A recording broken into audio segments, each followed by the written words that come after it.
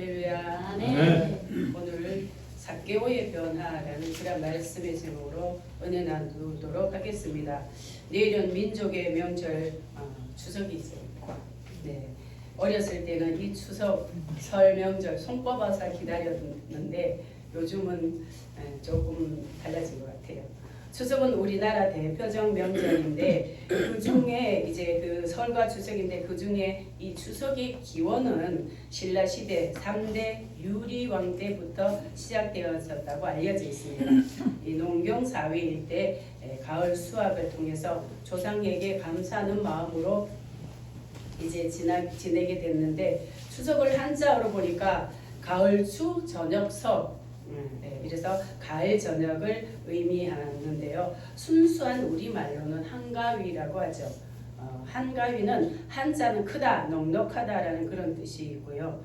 그 다음에 가위는 가운데를 의미하는 말, 가을 한가운데 있는 그러니까 가장 크고 넉넉한 날이라는 그런 뜻을 가지고 있습니다.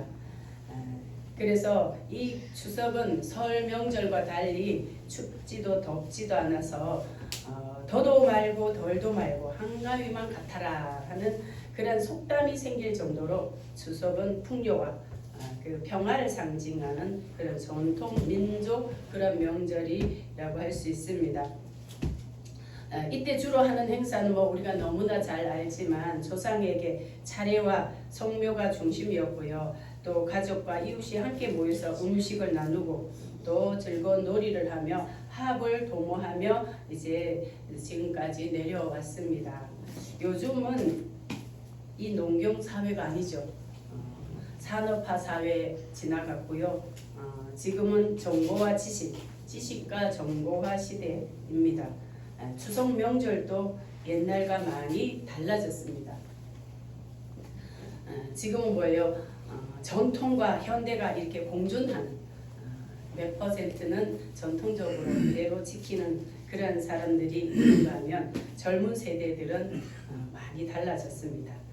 명절에 주로 여행을 많이 가고 음식을 많이 장만하는 것보다는 선물을 주고받고 또 가족끼리 오붓하게 보내는 그런 시대가 요즘이 아닌가 싶습니다. 성경적으로 보면 추석은 성경에 나와 있는 수장들 절과 좀 많이 흡사한 부분이 있습니다. 농사를 지어서 창고에 들이면서 하나님께 감사하는 마음으로 지냈던 그런 절기 수장절이라고 하기도 하고 추수감사절이라고도 하는데 이와 비슷해요. 다만 그 시절에는 우리나라에 복음이 아직 들어오기 전이었죠. 복음이 들어오지 않았기 때문에 그때 수준, 지금 수준, 지적 수준이나 영적 수준은 엄청나게 차이가 있는 겁니다. 그래서 모든 그 사람에게 이런 절기도 맞춰져 있는 그때였다면 지금은 어떻습니까? 복음이 들어온 이후에는 다 많이 달라졌던 거죠. 사람보다는 우리 믿는 사람들은 뭐예요? 하나님께 주로 맞춰져 있는 거죠. 그래서 하나님께 오늘 다 예배드리러 왔잖아요. 네. 어떤 해는 추석날 주일이 될 때도 있어요. 제가 개척하고 한 2번인가 3번 정도가 추석날이 였던 그 주일이 닿은 적이 있습니다. 한 7년에 한 번씩 돌아오겠죠. 일주일이니까. 그럴 때도 우리 성도들 빠지는 사람 없었습니다. 거의 없었어요. 철저하게 하나님 중심으로 살고 있기 때문에 명절은 그 다음 번이 하나님 중심 그 다음에 사람이었던 겁니다. 이 자리에 오신 여러분도 다 하나님 중심적인 그런 삶인 줄 믿습니다. 아멘. 네, 너무너무 하나님 기뻐하시고 아멘. 또 감사한 그런 날입니다. 인간은 하나님으로부터 왔기 때문에 결국 뭐예요? 지금은 그 하나님을 아는 시대, 하나님이 누군가를 그래도 들었던 사람, 우리는 성경을 통해서 알기 때문에 우리의 삶은 결국 하나님을, 창조주 하나님을 찾아가는 그런 삶이 우리의 삶이 되어야 하는 것입니다. 오늘 본문 이제 우리가 읽었습니다. 많이 주일학교 때 많이 들었던 본문도 삭개오죠. 저는 이 본문을 들으면 그 옛날에 제가 어렸을 때 주일학교 다닐 때 키가 작은 삭개오 부자였었죠. 뭐 혼자서 쓸쓸히 놀았었지요. 뭐 남의 것 빼앗는 욕심장이라 아무도 친구가 없었다지요. 예, 몇 분 아시네요. 네, 제 주일학교 다닐 때 이거 했는데 요즘은 치니까 그거 없어지고 새로운 삭개오에 대한 그런 아이들 찬양과 율동이 있더라고요. 어쨌든 이 본문을 접할 때마다 저는 그때 그 어렸을 때 그 불렀던 그 찬양이 이제 기억나기도 합니다. 이 삭개오는 이제 그 부자의 어떤 대명사이기도 한데요. 오늘 본문에 예수님은 예루살렘으로 올라가시는 길이에요. 예루살렘으로 예수님이 사역하실 때에 한 성경에 기록된 것을 보면 한 3번 정도 올라가시는 그런 기록이 나와 있습니다. 그런데 그 중에 오늘은 뭐예요? 순환받기 위해서 예루살렘에 입성하시는 마지막으로 가시는 그런 길입니다. 그런데 그 중간에 가시다가 여리고에 가까이 왔을 때에 한 길에서 이제 사건이 몇 건의 사건이 있는데요. 우리가 오늘 읽지는 않았지만 그 바로 전에 18장에도 나오는 그런 사건이 있는데 그때는 한 길에서 구걸하는 한 맹인을 만나서 그 사람을 고쳐주시고 난 다음에 여리고에는 들어오셨어요. 여리고에 들어오셔서 삭개오라는 사람을 만나게 됩니다. 삭개오는 이 구걸하는 맹인과 달리 예수님을 볼 수 있는 사람이에요. 맹인은 볼 수 없는 사람이지만 삭개오는 볼 수 있는 사람이요 부자였습니다. 그리고 그 앞에 사람 고쳐준 사람보다 굉장히 살기 좋은 그런 사람이겠죠. 그런데 그는 다만 키가 작았다 그랬습니다. 키가 작아서 그런 어떤 단점이 있었는데 이때 사람들이 너무 많이 모여서 예수님 오실 때에 많은 사람들이 군중들이 따라다녔습니다. 그래서 많은 사람들 때문에 예수님을 볼 수가 없었던 거예요. 그래서 예수님보다 앞서가서 나무 위로 올라갔어요. 뽕나무 위로 올라갔다 그랬습니다. 거기 올라가서 예수님을 지나가실 때 좀 보려고 그렇게 먼저 달려가서 이제 뽕나무 위에 올라갔던 겁니다.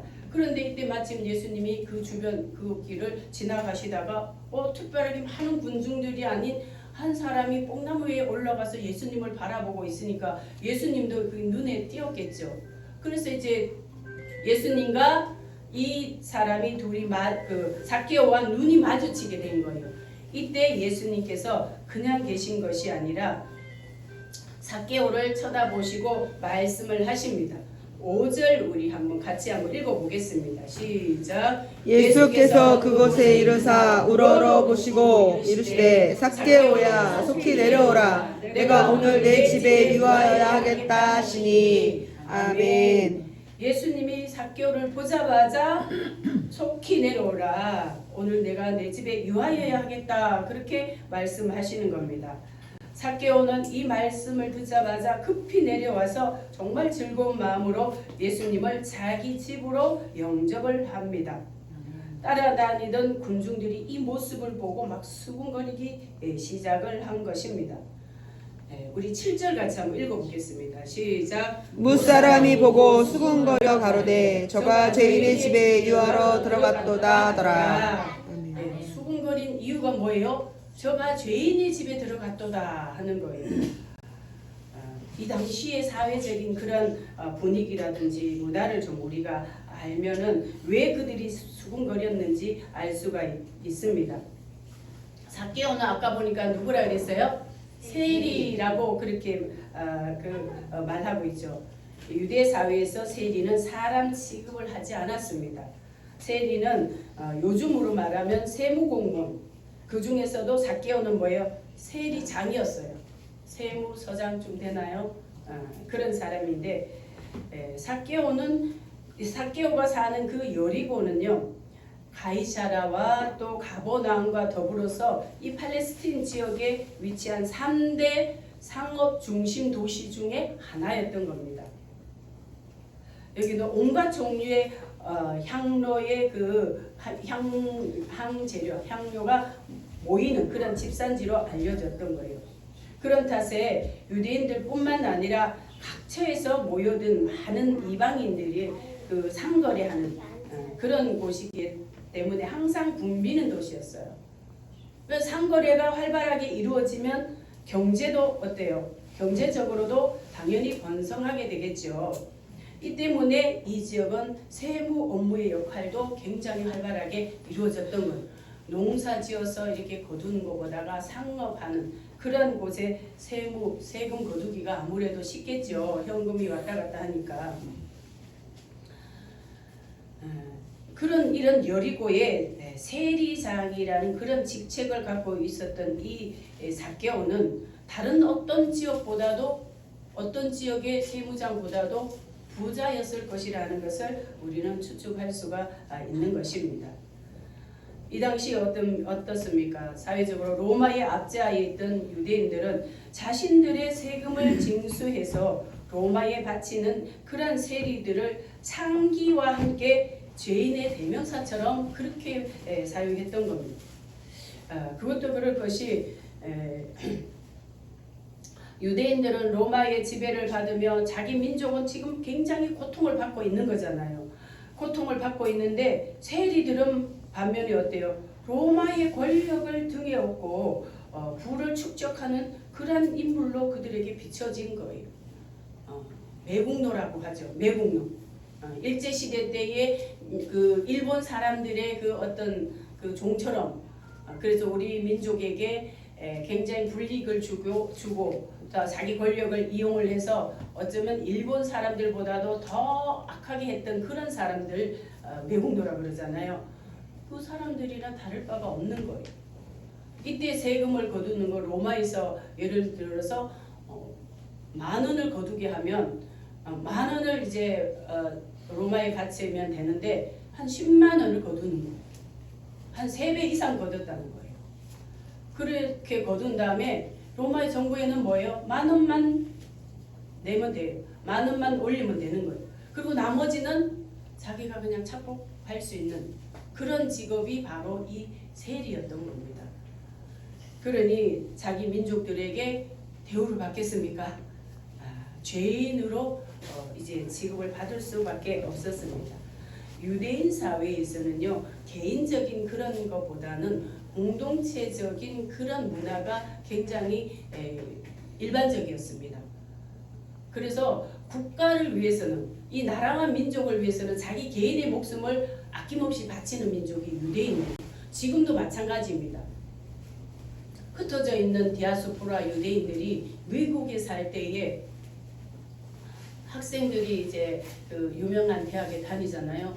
그러면 유명한 대학에 이제 다닐 때에 기숙사 같은데 이제 룸메이트가 유대인과 그런 다른 나라에서 온 그런 사람이라면 유대인들은 전쟁이 나면 자기네 민족, 자기네 나라에 전쟁이 났다 그러면요 학교를 휴학기를 낸대요.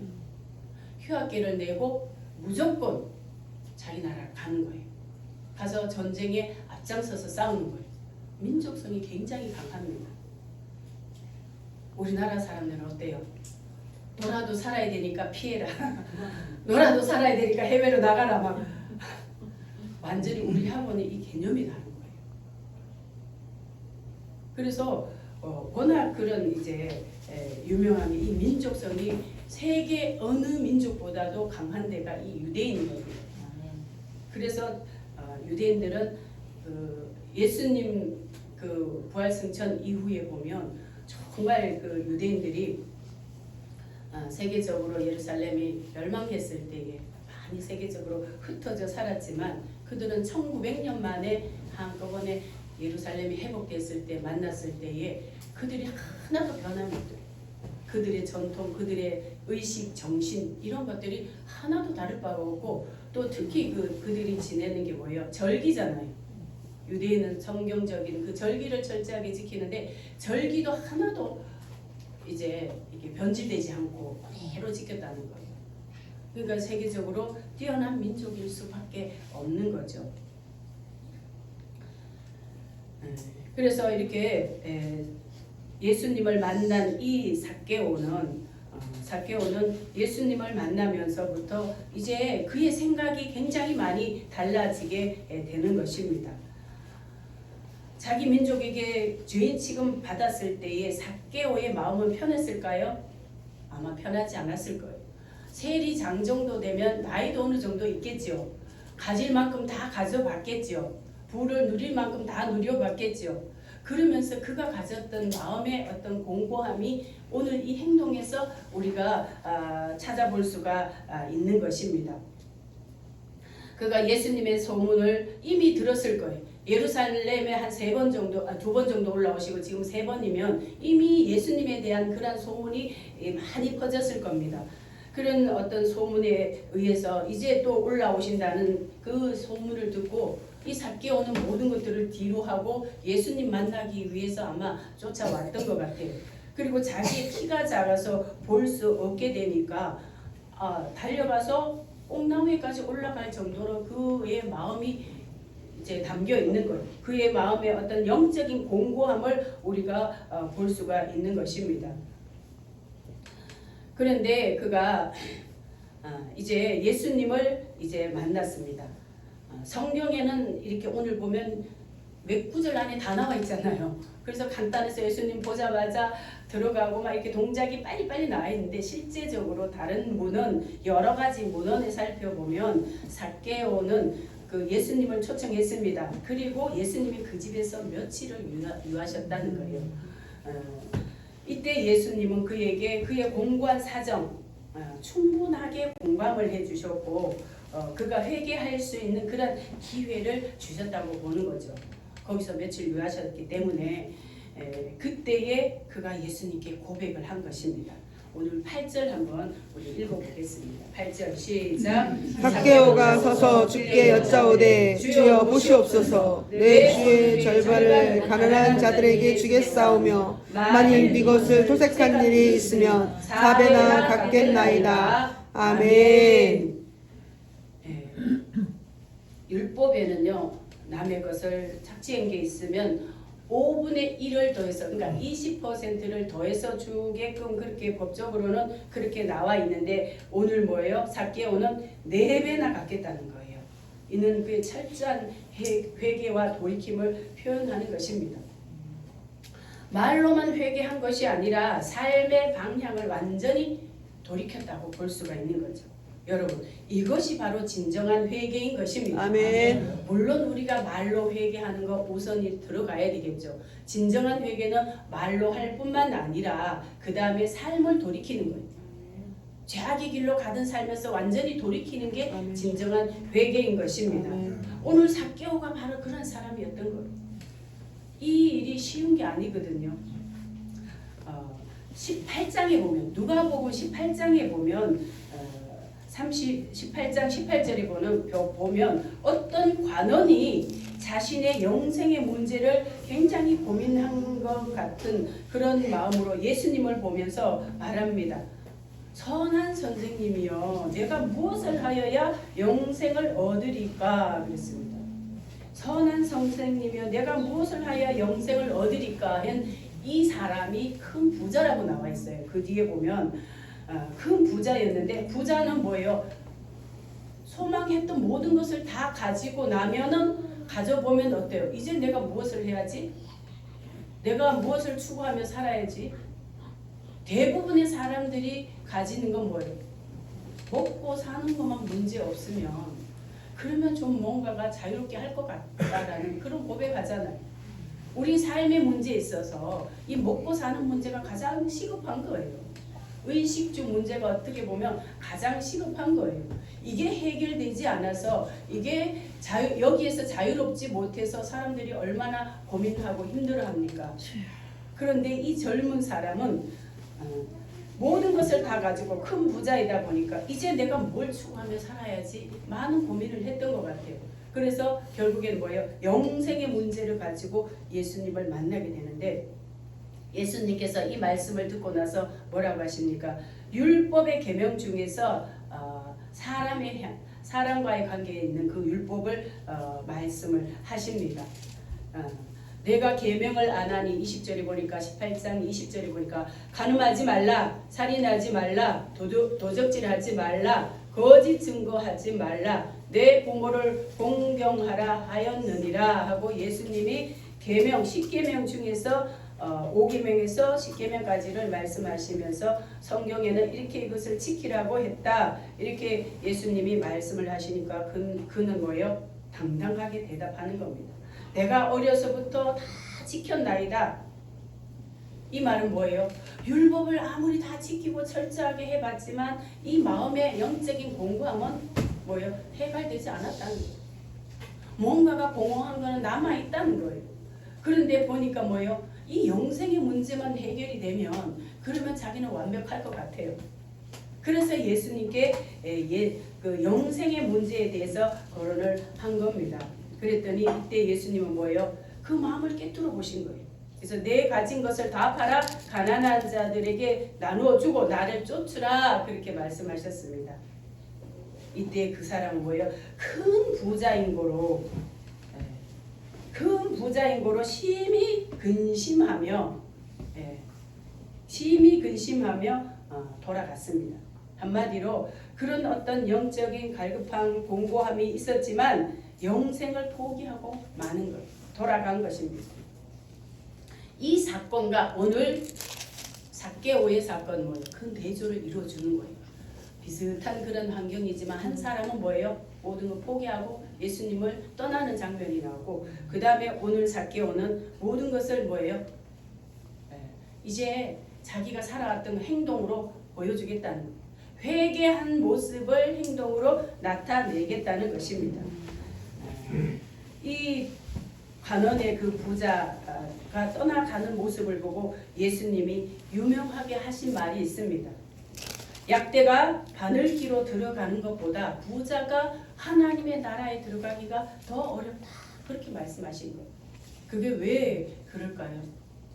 모든 것을 다 가져본 사람은 그것이 없을 때 거기에 대한 두려움이 있는 거예요. 물질적으로 안정적인 그런 삶을 누렸던 그런 사람은 그게 만약에 없어지면 거기에 대한 두려움이 없지 않아 있는 거예요. 그래서 이 사람은 영생, 지금 아직 보이지도 않고 실감도 나지 않는 그 영생을 포기하고 그냥 예수님을 떠나는 그런 모습을 볼 수가 있는 것입니다. 또 한 사건이 이제 아까 잠깐 말씀드렸지만 18장 35절에서 38절에 나오는데 여리고에 가까이 왔을 때 오늘 삭개오 사건은 여리고 안에서 있었던 일이고 이 사건은 여리고에 가까이 오실 때에 한 소경이 길가에 앉아 구걸을 하다가 무리의 진압을 듣고 이 무슨 일이냐 물은데 저희가 나사렛 예수께서 지나신다 하니 소경이 외쳐 가로되 다윗의 자손 예수여 나를 불쌍히 여기소서 하는 겁니다. 이 사람이 뭐라고요? 아무것도 없어요. 소경이에요. 길가에서 구걸을 하고 있는 겁니다. 보이지도 않아요. 가진 것도 없어요. 길에서 거지 생활을 하고 있는 거예요. 그러한 이 사람이 예수님이라는 소리를 듣고 다윗의 자손 예수여 나를 불쌍히 여기소서 합니다. 이때 예수님께서 뭐라고 하십니까? 내게 무엇을 하여 주기를 원하느냐 이렇게 물어보니까 주여 보기를 원하나이다 그럽니다. 이때 예수께서 이르시되 보아라 내 믿음이 너를 구원하였느니라 하시고 눈을 뜨어서 보게 하십니다. 그래서 이 맹인이 눈을 뜨고 보게 되어 하나님께 영광을 돌리고 그 다음에 한 일이 뭐예요? 예수를 쫓았다 그랬습니다. 그리고 백성이 다 이를 보고 하나님을 찬양하는 그런 일. 이 예수님의 마지막 주간에 우리 예수님이 하신 그 사역 하나하나가요 다 의미가 있는 거예요. 그냥 고쳐주고 끝나는 그 정도가 아닙니다. 거기에 담겨 있는 의미가 참 우리가 많은 것을 깨닫게 되는 그런 내용이에요. 이사야 35장 5절에서 6절에 보면 그때에 소경의 눈이 밝을 것이며 기머거리의 귀가 열릴 것이며 그때에 저는 자는 사슴같이 뛸 것이며 벙어리의 혀는 노래하리니 이는 광야에서 물이 솟겠고 사막에서 시내가 흐를 것임이라. 이사야 선지자가 이미 예수님 메시아 영혼의 구원자 메시아로 오실 예수님에 대해서 사역에 대해서 예언을 해주고 있는 겁니다. 이사야 35장은 메시아가 이 땅에 오셨을 때 일어날 그런 모든 일에 대해서 예언한 장이 바로 이사야 35장이고요. 거기에서 이렇게 예수님의 사역에 대해서 분명하게 말씀을 해주고 있습니다. 예언을 해주고 있는 겁니다. 메시아가 오셔서 고쳐야 할 질병에 대해서 기록을 하고 있는 거죠. 한마디로 소경, 기머거리, 저는 자, 벙어리 이런 것들을 직접적으로 이사야가 언급을 하고 있는데 예수님의 사역을 보면요. 환자, 요즘 우리말로 환자를 많이 고쳐주셨죠. 지난번에도 말씀드렸지만 예수님의 대표적인 사역이 3대 사역인데 그 중에 병자 고치는 사역이 한 3분의 2 정도 이 분량으로 봤을 때 3분의 2 정도가 나와요. 그런데 이 3대 사역, 이 고치는 치유 사역 중에서도 이사야 선지자가 지목을 한 것이 소경, 기머거리, 저는 자, 벙어리를 이제 언급을 하고 있는 거예요. 이 중요한 메시지는 뭐냐면 메시아의 치유는 단순한 육체적인 치유를 넘어서 그들의 영적인 눈과 귀와 혀를 열어서 하나님 나라를 보고 듣고 말하게 하기 위함인 그 참뜻이 거기에 있는 것입니다. 아멘. 육체 여러분 고침받은 분들 많잖아요. 아멘. 신앙생활 좀 오래 한 분들 기도해서 한두 가지 다 고침받죠. 아멘. 그런데 그 다음에 다른 병 안 생기던가요? 또 생겨요. 네, 또 생깁니다. 이 환경 자체가 이미 벌써 뭐예요? 가시와 엉겅퀴가 있는 그런 우리가 환경에서 살고 있기 때문에 한 가지 치유받으면 또 다른 게 또 나중에 살다 보면 또 나와요. 물이라든지 공기라든지 우리 먹는 모든 것들이 우리 몸에 유익을 주는 게 있는 반면 또 악이 되고 독이 되는 것들이 더 많아요. 사실은. 그러다 보니까 고쳤지만 또 다른 병이 나와요. 예수님 따라다니면서 우리 병 고쳐주시는 분인가요? 네. 병 고치는 부분도 없지 않아 있지만 예수님은 단지 우리 육체 병 고치러 오신 분이 아니에요. 이 땅에 의사들, 훌륭한 의사들 얼마나 많이 있어요. 예수님의 진짜 사역은 우리 영혼에게 맞춰 있는 거예요. 아멘. 우리가 영적으로 눈이 띄어져야 되고 혀가 풀어져야 되고 하나님 나라를 보고 듣고 말하는 거 여기에 목적이 있었던 거예요. 아멘. 여러분 저와 여러분도 하나님의 이 목적, 그죠? 예수님을 보내신 하나님의 목적, 또 예수님께서 이 땅에서 보여주신 그런 뜻, 이런 것들을 우리의 삶에, 우리의 신앙에 적용하는 것, 이것이 하나님이 기뻐하시는 그런 사역입니다. 네, 몇 분 대답 안 하셨는데 관심이 없으신가요? 네, 앞으로 그렇게 되실 줄 믿습니다. 아멘. 네. 삭개오는 예수님을 만나기 전에 영적인 소경이었습니다. 그는 땅의 가치의 대표적인 그 땅의 가치 대표가 뭐예요? 돈 아닙니까? 뭐니 해도 머니죠. 네. 돈이 전부인 줄 알고 살았던 사람이 바로 삭개오입니다. 민족에게, 자기 동족에게 질타를 받든 무시를 당하든 뭐 그런 거 관심 가지지 않고 아마 세리 장으로 지금까지 지냈을 겁니다. 그런데 예수님을 만나서 구원을 받고 난 후에 그는 영적인 눈이 열려지게 된 겁니다. 여러분 우리가 신앙생활 하는 것은 먼저 영적인 눈이 열려야 하는 것입니다. 아멘. 영적인 눈이 열리고 그 다음에 하나님 나라를 보게 된 것입니다. 땅만 보고 살았던 그 삭개오, 이제 예수님을 만나서 하늘이 열리고 또 하나님의 가치가 들어오게 된 거예요. 여러분 우리가 진짜 주님을 만나면 가치관이 변화되는 겁니다. 아멘. 가치관이 변화되지 않으면 세상 사람들과 조금도 다를 바가 없는 거예요. 주일날 와서 예배드리고 앉았다 1시간 앉았다 가는 거, 그 외에는 특별히 다른 게 없는 거예요. 우리가 진짜 예수님을 인격적으로 만나면 가치관이 달라지는 겁니다. 아멘. 땅의 가치관에서 하늘의 가치관으로 변화되는 거예요. 아멘. 삭개오는 그동안 내려놓지 못하고 쥐고 있었던 땅의 가치를 완전히 내려놓은 것입니다. 그 반면에 그 앞에 나왔던 18장에 나왔던 그 관원은 뭐예요? 그 부자는 예수님께서 아무리 하늘의 가치를 이야기를 해도 그의 관심은 그 목적과 관심은 땅의 가치에서 더 이상 발전하지 못했던 것입니다. 영적인 눈을 뜨지 못했던 것. 그들은 여전히 영적 소경 상태로 있었던 것입니다.